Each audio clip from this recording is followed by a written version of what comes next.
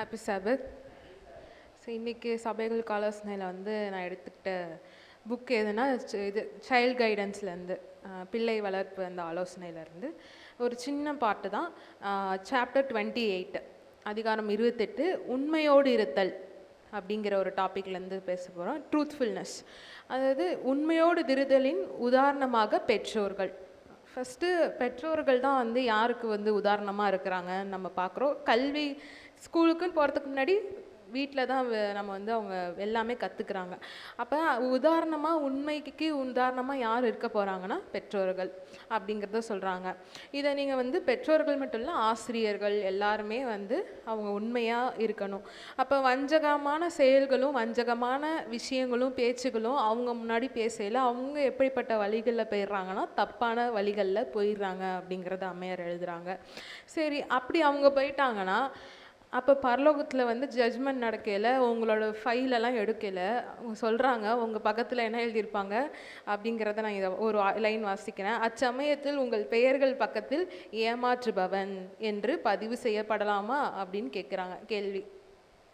பேர் மட்டும் இல்லை, பக்கத்துலேயும் நீங்கள் என்ன செய்கிறீங்க அப்படிங்கிறதையும் சேர்த்து அவங்க அதாவது நம்மளோட ஒருத்தவங்களுக்கு இப்போ இன்ஜினியர், டாக்டர், நர்ஸுங்கிற மாதிரி நம்ம பண்ணுற செயல்களுக்கும் ஒரு பேர் கொடுக்குறாங்க. அப்படி இருக்கலாமா அப்படின்னு நீங்களே கேள்வி கேட்டுக்கோங்கிறாங்க. அப்போ உங்கள் பிள்ளைகள் தவறான முன் உதாரணத்தில் கொடுக்கப்படலாமா? இப்படின்னா கொடுக்கறதுக்கு யார் நீங்கள் தான் வழிவகுக்கிறாங்க? பெற்றோர்கள் தான் வழிவகுக்கிறாங்க. அப்போ வந்து இந்த செயல் நீங்கள் செய்கிற ஒரு சின்ன பொய்யாக இருக்கட்டும், அது வந்து அந்த பிள்ளைங்களுக்கு வந்து ஒரு பாதிப்பை ஏற்படுத்தும். சின்ன விஷயந்தான் நம்ம நினைப்போம், இல்லை நான் அதோட நல்லதுக்கு தான் நான் சொன்னேன் அப்படிங்கிறத நம்ம வந்து நினைப்போம். ஆனால் அது கிடையாது. அது ஒரு கெட்ட விஷயமா சின்ன விதையை அவங்க மனதில் நீங்கள் பதிக்கிறீங்க. அப்படி அந்த பிள்ளைங்களும் என்ன பண்ணிக்கிறாங்க, பொய் சொல்கிறது கற்றுக்குறாங்க. அப்போ அவங்க மத்தியில் அந்த சின்ன வயசுலேருந்தே பரிசுத்த ஆவியானவர் அவங்கக்கிட்ட இருப்பாங்களா இருக்க மாட்டாங்களாங்கிற கேள்வியும் நீங்கள் கேட்டுக்கோங்கங்கிறாங்க. இப்போ பரிசுத்த ஆவியானவர் எல்லாத்துக்கிட்டையும் இருக்கணும்னு தானே நம்ம படிக்கிறோம். சின்ன வயசுலேருந்தே நம்ம வந்து வளர்த்தெடுக்கிறது எதுக்கு? கிறிஸ்துவின் வழியில் நடக்கணும், கிறிஸ்துவ மாதிரி இருக்கணும். அப்போ நம்ம முன் உதாரணமாக நம்ம இன்றைக்கி சொல்லிக் கொடுக்குற ஒவ்வொரு விஷயமும் எப்படி இருக்கணும்னா கிறிஸ்துவை போல் இருக்கணும். கிறிஸ்துவோட குணங்கள் வரணும்னா கிறிஸ்துவை தான் நீங்கள் வந்து முன் உதாரணமாக மெயினாக காட்டணும். அப்போ அந்த கிறிஸ்துவின் பாதையில் பெற்றோர்கள் நடக்கணும். அதை பார்த்து தான் அந்த பிள்ளைகள் வருவாங்க.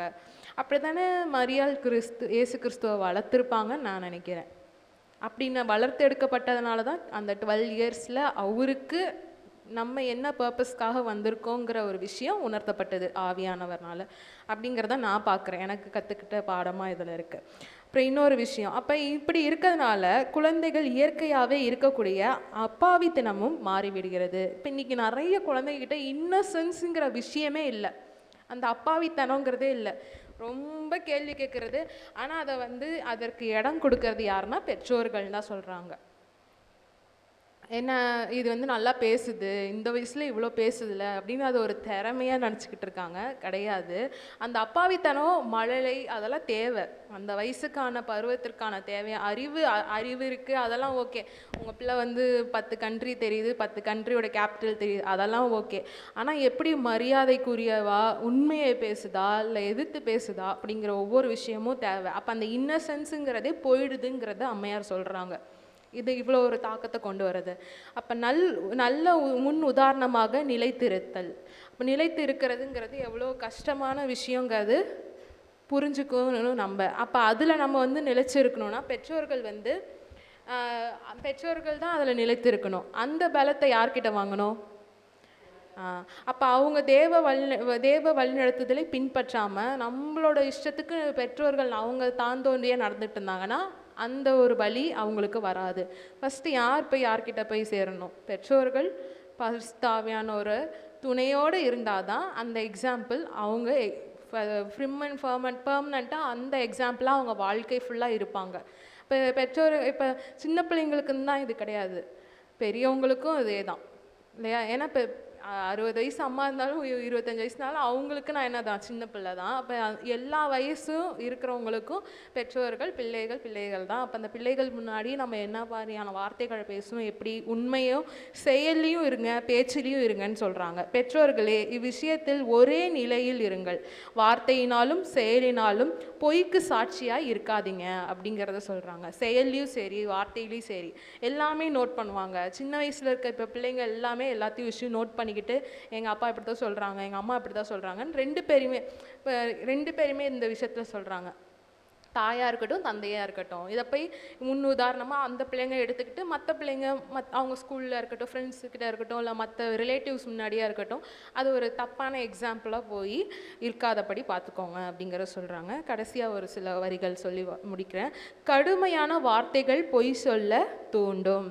அப்போ அந்த பிள்ளைங்க ஒரு விஷயம் பண்ணையில் கண்டிப்பாக நம்ம பேசணும். ஆனால் அந்த கண்டிப்பான வார்த்தைகள் எப்படிப்பட்டதாக போய் சேரணும் அப்படிங்கிறத சொல்கிறாங்க. பிள்ளைகள் தவறு செய்யும் பொழுது பொறுமையை இழந்து விடாதீர்கள். அவர்களை திருத்தும் பொழுது கடுமையாக பேசாதீர்கள். இது அவர்களை குழப்பமடைய செய்யும், உண்மையை சொல்ல பயப்பட செய்யும் அப்படிங்கிறத சொல்கிறாங்க. இன்றைக்கி நிறைய இடத்துல இது நடக்குது. ஐயோ வீட்டில் திட்டிடுவாங்களே, நம்ம அதனால சொல்லாமல் அங்கே போயிடுவோம், சொல்லாமல் இங்கே போயிடுவோம், ஃப்ரெண்ட்ஸ் வீட்டுக்கு போகிறேன்னு சொல்லிட்டு எங்கேயாவது போவோம். அப்படி நிறைய விஷயங்கள் நடக்குது. இது இப்போ நிறையா நடக்குதான்னு தெரியல. இதுக்கு முன்னாடி இப்போ எங்கள் ஜென்ரேஷன் டைமில் சின்ன வயசில் நிறையா நடக்கும். ஏன்னா நம்ம கேள்விக்கு இப்போ இருக்க பேரண்ட்ஸ்லாம் கொஞ்சம் வந்து ஃப்ரெண்ட்லி கோயிங்காக இருக்காங்க. ஆனால் அதையுமே கொஞ்சம் ஒரு லிமிட்டில் வைக்கணும். அப்போ அவங்க வந்து எப்படி நம்ம ஹேண்டில் பண்ணணும், ஒன்று ஒவ்வொரு வார்த்தைகளும் எப்படி விடுறோம், ரொம்ப கத்துனோம், ரொம்ப கோவப்பட்டோம்னா இவங்ககிட்ட எது சொன்னாலும் தான் படுவாங்க, நம்ம உண்மையவே சொன்னாலும் நம்ப மாட்டாங்கங்கிற ஒரு மாற்றம், ஒரு குணம் அவங்க மத்தியில் வந்துடுது அப்படிங்கிறது சொல்கிறாங்க. அப்போ கடுமையாக பேசாமல் எப்படி திருத்தணுமோ அப்படி திருத்துங்க அப்படிங்கிற ஒரு அறிவுரையே இதுலேருந்து. ரொம்ப சின்ன டாபிக் தான், அது நீங்கள் வீட்டில் போய் படிங்க, சாப்டர் 28.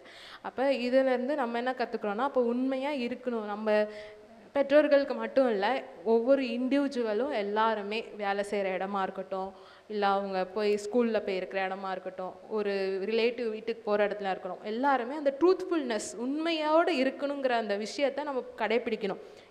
நம்மளாம் யாரோட முன்மாதிரிகளாக பின்மாதிரிகளாக இருக்கோம், கிறிஸ்துவ பின்பற்றவர்களாக இருக்கணும். அப்போ கிறிஸ்துவோட குவாலிட்டியை நம்ம அங்கே போய் எல்லா இடத்துலையுமே இது இருக்கணும்.